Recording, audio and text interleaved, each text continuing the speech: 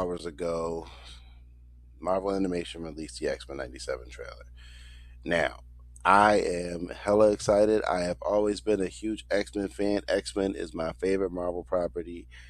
It is probably my favorite comic property to this day. And I have been a big X Men boy. X Men 1, X Men 2, X Men 3, First Class, Days of Future Past, all of them. The X Men, the Legends games, X Men Next Dimension, X Men versus Street Fighter. Like, I am a big X Men fan. I am so excited.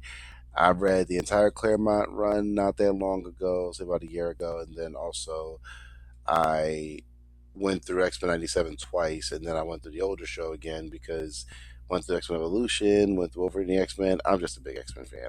I cheese from teeth to ear every time I think about the X Men, except for like Dark Phoenix or like Apocalypse or X Men Origins Wolverine or parts of X Men 3.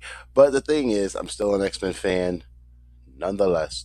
And getting into this trailer, it starts off pretty rough. It starts off like everyone's still separated, which I assume is going to happen. I assume that's going to be like the first 3 episodes, 3 or 4 episodes. They're all kind of like dealing with whatever's going on in their perspective sections that they all were dropped off in. And then Apocalypse is revealed to be the big bad of the season, and they all end up back in the '90s, probably like episode 4 or 5. While the X Factor is doing whatever the hell the X Factor is doing, then you got the Psylocke whole thing, which I'm so excited about. Psylocke is here. Thank you, thank you. I hope she gets like a really good screen time. Same with Emma Frost. I love both of them. Colossus is seen holding Ileana after what would appear to be a flashback to the Genosha massacre. So I have my speculation that Colossus and Ileana were there the whole time. We just didn't see them, obviously, because we don't. But now that we see the situation for what it is, it seems like Ileana passed away during that whole thing.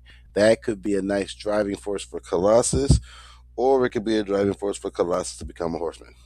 Who knows?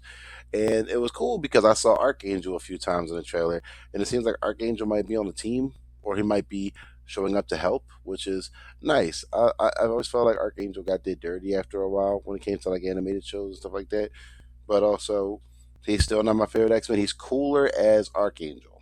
Let's just keep it a buck. He's way cooler, but he's still not like my top 10 X Men. Not even close. But I love where they're going with this. We're getting all these like new mutants. We're getting a lot of new things. We're getting Polaris might get some screen time, some pretty good focus. But we're getting a good mix of a lot of things here. I am excited to see the Grant Morrison costumes. I wonder what those correlate. If they're supposed to correlate the future, like how the Claremont era classic clothes signify the past in the first season. Wolverine is clearly still wearing the Claremont brown in that big team shot, so hell yes. We just see so much going on. Bishop's clearly the one on the mission to go get the X Men back together. Just that and third. We didn't see Kitty, and we know she's on that billboard at the end of season 1. Like Forge is looking at, so we know that. And one of my favorite shots of the trailer was Storm. Storm is clearly in space doing something with the solar flare. Which, if you read the Claremont run, there's an issue where she uses the solar winds to fly in space. One of the coolest things I ever read in that small era of X Men. I was like, so Storm can use a solar flare. That is so cool.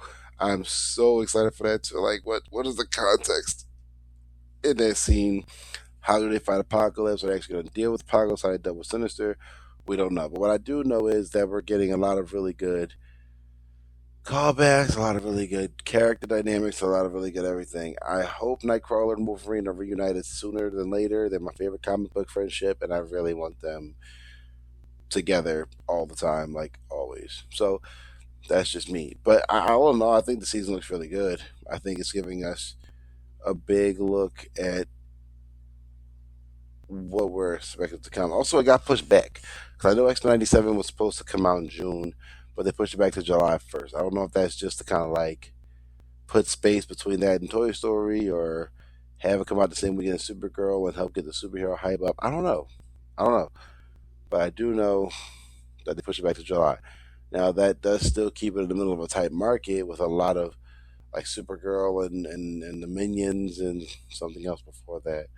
So it's gonna be pretty hard. So I'm just going with the win on this one because I'm so excited. I don't know what they're going to do directly. We just know a lot of mutants died during that Genosha massacre, so that's not getting glossed over anytime soon.